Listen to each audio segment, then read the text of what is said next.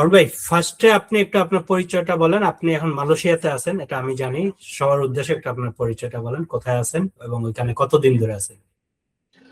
ধন্যবাদ সম্মানিত একরাম ভাই। আমি হারুনুর রশিদ আপন। আমার জন্ম জেলা হলো লক্ষ্মীপুর। লক্ষ্মীপুর হলো আমি ঢাকাতে ১ যুগ কাটাইছি। এখন মালয়েশিয়াতে প্রায় ১ যুগ হয়ে গেল আমার। আমি স্ত্রী সন্তান নিয়ে এখানে থাকি। আমি কুয়ালালামপুরে থাকি। এখানে ট্রেডিশনাল ব্যবসা করি। ও, ধন্যবাদ। ঠিক আছে। আহ, উম, হারুন ভাই, আমি একদম ডিরেক্ট মেইন লাইনে চলে যাই প্রশ্নতে। সেটা হচ্ছে, আপনারা তো বিদেশে থাকেন এবং বিদেশে ম্যাক্সিমাম কেউই আসলে 99% মানুষ পার্মানেন্ট থাকতে চায় না। তো জি। আপনারও একটা নিশ্চিতভাবে ব্যাক করার একটা প্ল্যান আছে। ওই প্ল্যানটা কি টার্গেট করতেছেন, যে এরকম একটা অবস্থায় গেলে প্ল্যান আমি ব্যাক করব, এরকম কি প্ল্যানটা, যে কোন অবস্থাতে গেলে আপনি ফিউচারে বাংলাদেশে ব্যাক করবেন? ধন্যবাদ একরাম ভাই। সাধারণত আমরা উন্নত জীবনের জন্য বিদেশে আসি শ্রমবাজার ধরতে। তো আলহামদুলিল্লাহ আমিও সেই লক্ষ্যে আসি। সাথে স্ত্রী সন্তানকে নিয়ে আসি। আমার বাচ্চা যেহেতু ক্লাস 6 এ পড়তেছে, ওর গ্র্যাজুয়েশন শেষ হওয়ার পরে আমার যাওয়ার বা ফেরার ইচ্ছা। তা তো আমার আরো ৮-১০ বছর মালয়েশিয়া থাকা লাগবে।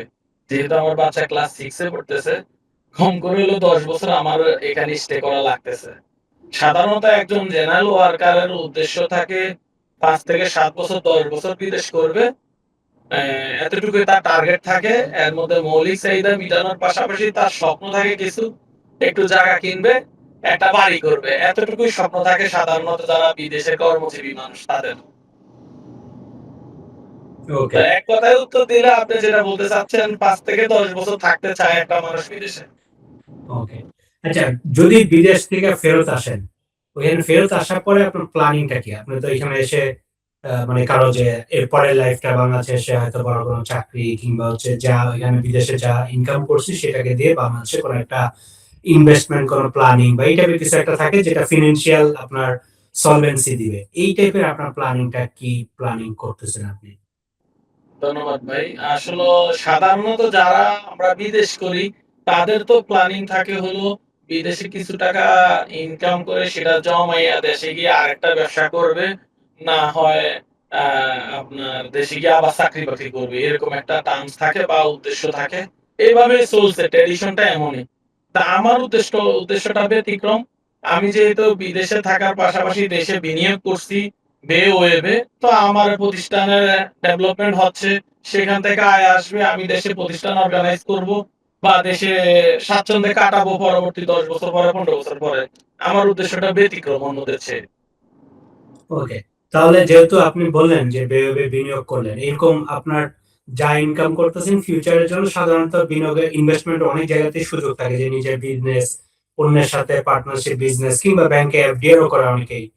এই জায়গাগুলোতে বিনিয়োগ না করে কেন এই হোটেল বিজনেসে ইনভেস্ট করার পরিকল্পনা করছেন? এটার পিছনে আপনি কি কি বিষয়গুলো, ফ্যাসিলিটিস গুলো আপনি চিন্তা করছেন, একটু বলেন তো, কি বেনিফিট পাবেন? সাধারণত আমরা বিনিয়োগ করলে জমিতে বিনিয়োগ করি, না হয় ব্যাংকে ডিপোজিট করে রাখি লাভের প্রত্যাশায়। এখন আমাদের দেশের রাজনৈতিক পরিবেশ অনুকূলে থাকে না, অনেক সময় দেখা যায় ব্যাংকগুলো দেউলিয়াপনা বা মানুষের আমানত সঠিক সময় দিতে পারে না। অথবা দিলেও তাদের একটা নির্দিষ্ট মাত্রা আছে দেওয়ার। যেমন আমরা লাখে ৭০০ থেকে ৮০০ টাকা পাই এই মাসে, বছরে দেখা গেছে ১০,০০০ টাকা পাই লাখ টাকা রাখলে। কিন্তু আমি সেই একই বিনিয়োগটা যদি বেওয়েবের মতো প্রতিষ্ঠানে রাখি, দেখা গেছে আমি যদি ১০,০০,০০০ টাকা রাখি, এটা ৫ বছর পরে ১০,০০,০০০ টাকা হয়ে যাবে আমার ৫০,০০,০০০ টাকার সমতুল্য অ্যাসেট। কিন্তু আমি এই ১০,০০,০০০ টাকা যদি ব্যাংকে রাখতাম সেই পরিমাণ অ্যাসেট হইতো না। ১০,০০,০০০ টাকা হতে পারে আমার ১৫,০০,০০০ টাকা হবে ৫ বছরে বা ২০,০০,০০০ টাকা হবে। কিন্তু বেওয়েব যে এই আমাদেরকে বিনিয়োগের নিশ্চয়তা দিচ্ছে বা আমাদেরকে যে অ্যাসেট দিচ্ছে, সেই অনুযায়ী আমি অন্য জায়গার চেয়ে বেওয়েবকে বেশি গুরুত্ব দিচ্ছি। এইজন্য যে আমি এখানে বিনিয়োগের এগেইনস্ট এ অ্যাসেট পাচ্ছি আর অ্যাসেটের ভ্যালু দিন, দিন বাড়তেছে। এবং এই অ্যাসেটটা যখন ব্যবসায় তারা চলে যাবে তখন ব্যবসার লাভ অংশটা আমি পাবো মালিক হিসেবে। এইজন্য আমি বেওয়েবে বিনিয়োগ করি। ওকে। এই যে ব্যয় একটা, আমরা বিনিয়োগের সময়, হোটেল বিনিয়োগের সময় আমরা সাধারণত একটা দেখি যে যেই লোকেশন অনুযায়ী কিছু কিছু লোকেশন অনেক বেশি ইনকাম হয়, কিছু কিছু লোকেশন একটু ডাল সিজন অল টাইম থাকে। সেই হিসেবে আপনি তো ব্যয় বাংলাদেশে এসে ব্যয়ের লোকেশনটা আপনি দেখছেন যে কোথায়, কক্সবাজারের কোন জায়গায় লোকেশনটা। সেই লোকেশন হিসেবে আপনার কাছে এভাবে বিনিয়োগটা করে আপনার কাছে কিরকম মনে হচ্ছে যে একটা ৫ তারকা হোটেলের লোকেশন হিসেবে এটাকে কিরকম আপনি মার্ক করতেছেন? দেখেন কক্সবাজার পৃথিবীর মধ্যে বড় একটা সমুদ্র সৈকত এবং সেখানে কলাতলির মোড় বা ডলফিনের মোড় থেকে ২০০ মিটারের মধ্যে আমাদের প্রজেক্টটা, বেওয়ে প্রজেক্টটা। আমাদের প্রজেক্টের পাশে আছে BRB hotel, Simon hotel, Ramada hotel. তার পাশেই কিন্তু আমাদের প্লট। তো একবারে বিচের পাড়ে 5 স্টার হোটেল হচ্ছে। এটা আসলে সিজন আর আনসিজন না। ১২ মাসে আমার কাছে মনে হচ্ছে পর্যটকদের মিলন মেলা। তো সেই হুম, হিসাবে আমার যখন প্রপার্টিটা থাকবে, আমার হোটেলটা সবাই ভাড়ায় এখানে ভাড়ায় নিবে আমাদের রুম, আমাদের রেস্টুরেন্টে খেতে আসবে। আ স্বাচ্ছন্দ্যে থাকার জন্য হোটেল থেকে বিচটা উপভোগ করার জন্য আমাদের হোটেলটাই বেছে নিবে। এইজন্য আমি বে-ওয়েবে বিনিয়োগ করছি। আমার কাছে মনে হয়েছে এটা ১২ মাসে লাভজনক হবে এই প্রজেক্টটা। এই লক্ষ্যে আরকি আমার বিনিয়োগ করা। ওকে। আচ্ছা আপনি যেহেতু অনেকদিন ধরে বাইরে আছেন, অনেক বিজনেসও করেন, কাগজপত্র বুঝেন। বের তো কাগজপত্র বা প্রজেক্ট গুলো আপনি নিজেই যাচাই করেই তারপরে ইনভেস্ট করছেন। সো ওই হিসেবে আপনার কাছে কাগজপত্র বা এগুলি দেখে যেগুলো দেখছেন এগুলো দেখে আপনার কাছে মানে আস্থার জায়গাটা কিরকম পাইছেন বা কি দেখছেন এখানে কাগজগুলো? এগুলো একটু যদি শেয়ার করেন দর্শকদের জন্য।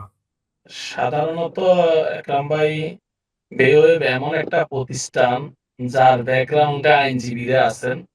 আমি অন্তত ১০ জন আইনজীবীর সাথে কানেক্ট হয়েছি বে-ওয়েবের সাথে সম্পৃক্ত হওয়ার পরে। তারা আসলে বাংলাদেশী কালচার বুঝে, সংস্কৃতি বুঝে, আইন বুঝে, আইন কানুন মেনেই তারা বে-ওয়েবটা করতেছে এবং আমি যখন বে-ওয়েবের অফিসটা ভিজিট করি বেঙ্গল টাওয়ারের লিফটে নয়, ১ম এই যখন আমি আমাদের এমডি সাহেবের অফিসে গেছি, উনি আমার সামনে স্টাম্প সহ আমাদের ডকুমেন্টারির ফাইল দিয়েছে। দেখেন তো এগুলা বুঝতে পারেন কিনা? তা আমি নিজ চোখে দেখে আসছি আমাদের প্লটের জায়গার দলিল এবং ভবন করার অনুমোদন। অ্যা তারপরে আমাদের অন্য একটা ভবন করতে গেলে ৫ তারকা হোটেল করতে গেলে যেই ধরনের অনুমতি লাগে বিভিন্ন সেক্টরের সবগুলোই আমাকে দেখাইছে। দেখে আমি সন্তুষ্ট হয়ে সিদ্ধান্ত নিছি এখানে বিনিয়োগ করার। শুধু আমি নিজেই বিনিয়োগ করার সিদ্ধান্ত নেইনি। আমার সাথে আমার ফ্রেন্ড সার্কেল কে নিয়ে গেছি ২ জন বন্ধুকে। একজন ব্যাংকার যিনি বাংলাদেশে একটা প্রাইভেট ব্যাংকের ব্রাঞ্চ ম্যানেজার ছিল। আরেকজন মুফতিকে নিয়েছি। উনিও এখানে বিনিয়োগ করছে স্বাচ্ছন্দ্যে। তো গতকালকে আমার এক বন্ধু রিপন সাহেব হঠাৎ আমারে কল দিয়ে বলতেছে, "ভাই গত মাসে আপনি কক্সবাজার আসছেন, আমি তো আজকে আসছি।" আমি বললাম, "আমাদের প্রজেক্ট তো আপনি যেখানে আছেন তার পিছনে।" ঠিকই উনি আমার সাথে কথা বলতে আমাদের প্রজেক্টের পারে চলে গেছে ভিডিও কলে কথা বলতে। আমি হুম, বললাম, "এই প্রজেক্টটা আমরা আগামী ৩ বছরের মধ্যে চালু করতেছি। এখানে ফাইলিং করা আছে আপনি দেখতেছেন। এই যে সাইনবোর্ডটা, এই সাইনবোর্ডটা আমার প্রতিষ্ঠানের।" সেও হুম। সন্তুষ্ট। তো আমি শুধু বিহেভিয়ার কার্যক্রমটা আমার নিজের মধ্যে সীমাবদ্ধ না রেখে আমি আরো আমার বন্ধু, আত্মীয়, পরিচিতজন, আমার কলিগদেরকে কানেক্ট করার চেষ্টা করতেছি যেন তারাও বেনিফিশিয়ারি হয়। ওকে। ঠিক আছে ভাই। ধন্যবাদ। আপনি গাড়ি ড্রাইভ করতেছেন। আপনার সময় নিলাম। অসংখ্য ধন্যবাদ ভাই। জি, আপনাকেও ধন্যবাদ যে আমাকে কানেক্ট করার জন্য। আ আমি কৃতজ্ঞতা জানাচ্ছি বেওয়েবের কাছে, বেওয়েব ম্যানেজমেন্টের কাছে, আপনার কাছে। আপনারা আমাকে এইখানে বিনিয়োগ করার সুযোগ দিয়ে আমাকে আপনাদের সাথে রাখার জন্য। আমি আপনাদের সাথে আছি এবং থাকবো। আমার সহযোদ্ধাদেরকেও কানেক্ট করার চেষ্টা করতেছি। বিশেষ করে এখানে যারা প্রায় ২০ লাখ বাঙালি ভাই আছে, কর্মজীবী, ব্যবসায়ী সকল সেক্টর থেকে আমি চেষ্টা করতেছি ২-১০ জনকে কানেক্ট করতে। তারাও যেন বেনিফিশিয়ারি হয় বেওয়েবের মাধ্যমে। দোয়া রাখবেন আমার জন্য। ঠিক আছে ভাই। ওকে। আসসালামু আলাইকুম ওয়া রাহমাতুল্লাহ। ওয়ালাইকুম আসসালাম।